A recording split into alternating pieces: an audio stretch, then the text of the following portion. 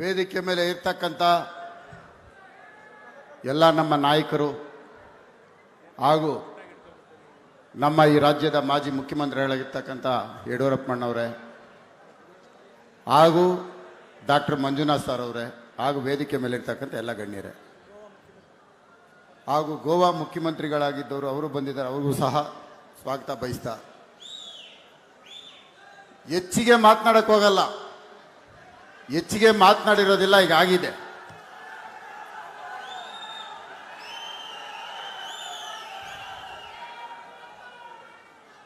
ರಾಮನಗರಕ್ಕೆ ಸಂಬಂಧಪಟ್ಟಂಗೆ ಮಾತನಾಡ್ತೇನೆ. ಕುಮಾರಣ್ಣವರು ಹಾಸನದಲ್ಲಿ ಒಂದು ಕಡೆ ಮಾತನಾಡ್ತಾ ಇರ್ತಾರೆ. ಇನ್ನೊಂದು 2-3 ದಿವಸದಲ್ಲಿ ನಾನು ನನ್ನ ಹೃದಯ ಶಸ್ತ್ರಚಿಕಿತ್ಸೆ ಇದೆ, ನಾನು ಅದಕ್ಕೆ ಆಸ್ಪತ್ರೆಗೆ ಹೋಗಬೇಕಾಗಿದೆ ಅಂತ ಈ ರಾಮನಗರದ MLA ಮಾತಾಡ್ತಾರೆ. ಗಂಡಸ್ತನ ಇಲ್ವಾ ಅಂತ ಕೇಳ್ತಾರೆ.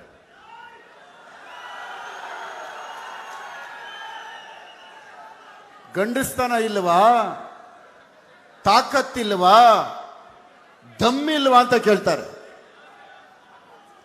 ಹೌದಪ್ಪ, ನಿನಗೆ ತಾಕತ್ತು ಇದೆ, ನಿನಗೆ ದಮ್ಮು ಇದೆ. ಆ ದಮ್ಮು ತಾಕತ್ತು ಈ ಸಾರಿ ಇಲ್ಲಿ ಓಟ್ ತಗೊಂಡು ತೋರ್ಸಪ್ಪ ಅಂತ ನೀವ್ ಹೇಳಿ.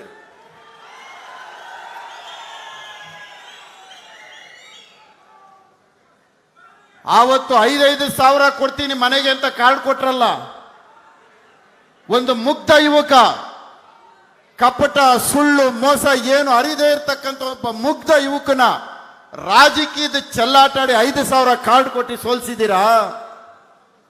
ರಾಮನಗರದ ಜನತೆನ ದೇವರು ಸಹ ಕ್ಷಮಿಸಲ್ಲ, ಇದು ಗೊತ್ತಿರಲಿ. ದೇವರು ಕ್ಷಮಿಸಲ್ಲ. ಅಂತ ಒಬ್ಬ ಮುಗ್ಧ ಯುವಕನ ನೀವೆಲ್ಲ ಸೋಲ್ಸಿದ್ರಲ್ಲ, ದೇವ್ರಿಗೆ ಕ್ಷಮಿಸ್ತಾನ? ಆ ಪಾಪಕ್ಕೆ ಪ್ರಾಯಶ್ಚಿತ ಇರೋದು ಒಂದೇ. ಇವಾಗ ಆ ಋಣ ಮತ್ತೆ ವಾಪಸ್ ಕೊಡ್ಬೇಕಾದ್ರೆ ಡಾಕ್ಟರ್ ಮಂಜುನಾಥ್ ಕೊಟ್ಕೊಡಿ. ಆವತ್ತು ಮಾಡಿರೋ ತಪ್ಪಿಗೆ ಆ ಋಣ ತೀರ್ಸಕ್ಕೆ ಇವತ್ತು ಡಾಕ್ಟರ್ ಮಂಜುನಾಥ್ ಕೊಟ್ಬಿಡಿ. ಕೊಡ್ತೀರಾ?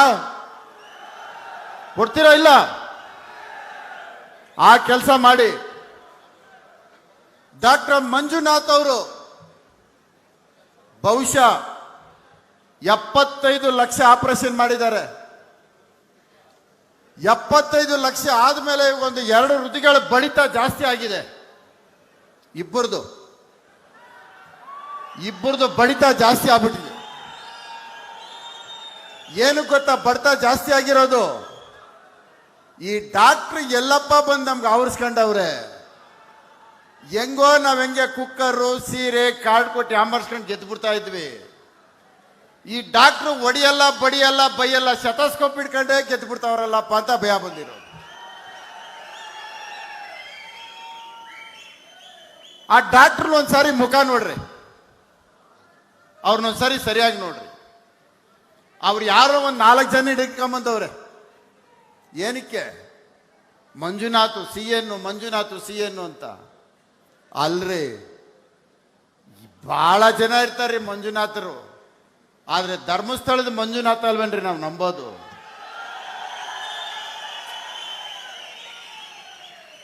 ಧರ್ಮಸ್ಥಳ ಮಂಜುನಾಥ ಹೆಂಗೋ ಹಂಗೇರಿ ಈ ಮಂಜುನಾಥನು. ಪಕ್ಕದಲ್ಲಿ ಯಾವ ಮಂಜುನಾಥ ಇಟ್ರೇನೋ ಅದ್ರ ಶ್ರೇಷ್ಠತೆ ಬರುತ್ತೆ. ಎಲ್ರೂ CNಗಳಾಗ್ಬಿಡಲ್ಲ, ಎಲ್ರೂ ಮಂಜುನಾಥ್ಗಳಾಗ್ಬಿಡಲ್ಲ. ಬರ್ತಾರೆ, ಆ ಮಂಜುನಾಥ್ ಅವ್ರು ನೋಡಿದ ತಕ್ಷಣ ಅವ್ರ ಮುಖ ಕಾಣುತ್ತೆ, ಕ್ರಮ ಸಂಖ್ಯೆ ಕಾಣುತ್ತೆ. ಪ್ರಪಂಚಾದ್ಯಂತ ಗೊತ್ತು ನರೇಂದ್ರ ಮೋದಿ ಅವರ ಚಿಹ್ನೆ ಯಾವುದು ಅಂದ್ರೆ ಅದು ಕಮಲ ಅಂತ. ನೋಡಿ, ಬಹುಶಃ 92 ವಯಸ್ಸಿನಲ್ಲಿ ದೇವೇಗೌಡರು ಮಾತು ಕೇಳಿದ್ರೆ ನನಗೆ ಮೈಯಲ್ಲಿ ಕೂದಲೆಲ್ಲ ಎದ್ದು ನಿಂತ್ಕೊಂಡ್ಬಿಡ್ತೀರಿ. ಸಿದ್ದರಾಮಯ್ಯ ತೋರಿಸ್ತೀನಿ ಅಂತ ಅಂತಾರೆ ಅಂದ್ರೆ ಅವರಲ್ಲಿ ಎಂತ ಅವ್ರಿಗೆ ಆ ಛಲ ಎಲ್ಲಿಂದ ಬಂತು?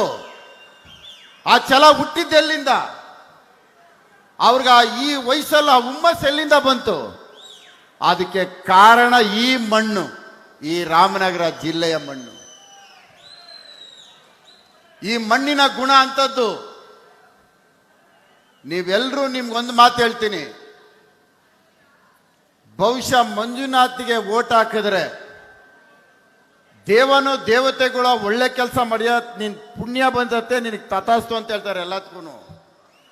ಏನಾದ್ರೂ ಮಂಜುನಾಥ್ಗೆ ಓಟ್ ಹಾಕದೆ ಇರ್ರಿ, ನಿಜವಾಗ್ಲೂ ಹೇಳ್ತೀನಿ ರೀ, ಯಮ ನರಕಕ್ಕೆ ಕಳಿಸ್ಬಿಡ್ತಾನ್ರಿ. ಎಲ್ಲಿ ಕಳಿಸ್ತಾನೆ? ನಿಜವಾಗ್ಲೂ ನರಕಕ್ಕೆ ಕಳಿಸ್ಬಿಡ್ತಾರೆ. 75 ಲಕ್ಷ ಜೀವ ಉಳಿಸಿರೋಂಥ ವ್ಯಕ್ತಿ, ಅಂತ ವ್ಯಕ್ತಿಗೆ ನಾವು ಏನ್ರಿ ಕೊಡ್ತೀವಿ? ಏನ್ ಕೊಡ್ತಾ ಇದೀವ್ರಿ? ಒಂದು ಓಟ್ ಅಲ್ವೇನ್ರಿ? ಒಂದು ಕಪ್ಪು ಚುಕ್ಕೆ ಇಲ್ದಿರ್ತಕ್ಕಂಥ ಏಕೈಕ ವ್ಯಕ್ತಿ 543 ಲೋಕಸಭಾ ಕ್ಷೇತ್ರಗಳಲ್ಲಿ ಯಾರನ್ನ ಇದ್ರೆ ಅದು ಮೊದಲನೇ ವ್ಯಕ್ತಿ ಮಂಜುನಾಥ್. ಇವತ್ತು ನಾನು ಚುನಾವಣೆಗೆ ನಿಂತ್ಕೊಂಡ್ರೆ ನನ್ನ ಮೇಲೆ ಒಂದು 100 ಆರೋಪ ಮಾಡ್ಬೋದು. ಆದ್ರೆ ಮಂಜುನಾಥ್ ಮೇಲೆ ಒಂದು ಆರೋಪ ಮಾಡ್ರಿ ನೀವು ನೋಡೋಣ. ರೇ, ಒಬ್ಬ ಕೌನ್ಸಿಲರ್ ಆಗ್ಬಿಡ್ತಾನ್ರಿ ಬೆಂಗಳೂರಲ್ಲಿ. ಕೌನ್ಸಿಲರ್ ಆದ್ರೆ ಅವನ ಹೆಂಡತಿಗೆ ಒಂದು 10 kg ಒಡವೆ ತತ್ತಾನ್ರಿ, ಒಂದು 50 ಸೈಟ್ ತಗೊಂಡ್ಬಿಡ್ತಾನ್ರಿ. ದೇವೇಗೌಡರ ಅಳಿಯಾರಿ 35 ವರ್ಷ ಸರ್ಕಾರಿ ಸಂಬಳ ಇಸ್ಕೊಂಡು ಜೀವನ ಮಾಡತಂತ ಏಕೈಕ ವ್ಯಕ್ತಿ. ಈ ರಾಜ್ಯದಲ್ಲಿ 2 ಬಾರಿ ಮುಖ್ಯಮಂತ್ರಿ ಆಗಿದ್ರು ಕುಮಾರಸ್ವಾಮಿ ಅವರು. ಒಂದು ದಿನ ಎಲ್ಲೂ ಕಾಣಿಸ್ಕೊಂಡಿಲ್ಲ, ಒಂದು ದಿನ ದೇವೇಗೌಡರ ಹೆಸರು ಹೇಳಿಲ್ಲ. ಯಾರೇ ಒಬ್ಬರು ಹೆಸರು ಹೇಳದೇನೆ ಚಿಕಿತ್ಸೆ ಮೊದಲು ಅಂತ ಒಂದೇ ಉಸಿರಿಟ್ಕೊಂಡು ಒಂದೇ ಜೀವಗಳು ಉಳಿಸಿರೋಂಥ ಏಕೈಕ ವ್ಯಕ್ತಿ ರೀ. ಸರ್, ನನಗೆ ಆಯುಷ್ ಎಷ್ಟಿದೆ ನನಗೆ ಗೊತ್ತಿಲ್ಲ ಸರ್, ಅದು ದೇವರ ನಿರ್ಣಯ. ದೇವರೇನಾರು ಈ ವೇದಿಕೆಗೆ ಪ್ರತ್ಯಕ್ಷ ಆಗಿ ನಿನಗೇನು ಬೇಕು ಅಂತ ಕೇಳಿದ್ರೆ, ಒಂದು ವೇಳೆ ನನ್ನ ಆಯುಷ್ ಏನಾದರೂ ಉಳಿದಿದ್ರೆ ಅದನ್ನು ಡಾಕ್ಟರ್ ಮಂಜುನಾಥ್ ಕೊಡಿ ಅಂತ ಕೇಳ್ತೀನಿ ಸರ್. ಡಾಕ್ಟರ್ ಮಂಜುನಾಥ್ ಅವ್ರಿಗೆ ನನ್ನ ಆಯುಷು ಕೊಟ್ಟು ನನಗೇನು ಪ್ರಯೋಜನ? ಅದೇ ಮೋರಿನಲ್ಲಿ ಮಣ್ಣೆತ್ತು, ಅದೇ ತಾರಾಕು, ಅದೇ ನೀರು ಕೊಡು, ಅದೇ ಲೈಟ್ ಕೊಡು, ಇದೇ ಕೆಲಸ ಮಾಡಬೇಕು. ಇನ್ನು ಜೀವ ಉಳಿಸೋಕ್ಕಂತೂ ಬರಲ್ಲ. ಜೀವ ಉಳಿಸೋಂಥ ವ್ಯಕ್ತಿಗೆ ನಮ್ಮ ಜೀವ ಕೊಟ್ಬಿಡೋಣ. ನೀವೆಲ್ಲರೂ ಅಂತ ವ್ಯಕ್ತಿಗೆ ಜೀವ ಕೊಡಿ. ಇವತ್ತಿಲ್ಲಿ ಬಂದಿದ್ದಾರೆ, ಕುಕ್ಕರ್ ಹಿಡ್ಕೊಂಬತ್ತವ್ರೆ, ಎಲ್ಲ ಕಡೆ ಒಂದು ಮಾತು ಹೇಳ್ತಾ ಇದ್ದಾರೆ, ನಾನು ಕೆಲಸ ಮಾಡಿದ್ದೀನಿ.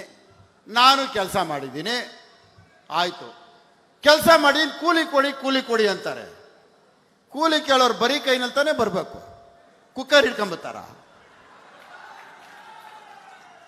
ಕೂಲಿ ಕೇಳೋರು ಹೆಂಗ್ ಬರಬೇಕು? 2 ಕೈ ಹಿಂಗೆ ಹಿಡ್ಕೋಬೇಕು, ಕೂಲಿ ಕೊಡಿ ಅನ್ಬೇಕು. ಒಂದು ಕೈಯಲ್ಲಿ ಸೀರೆ, ಒಂದು ಕೈಯಲ್ಲಿ ಕುಕ್ಕರ್.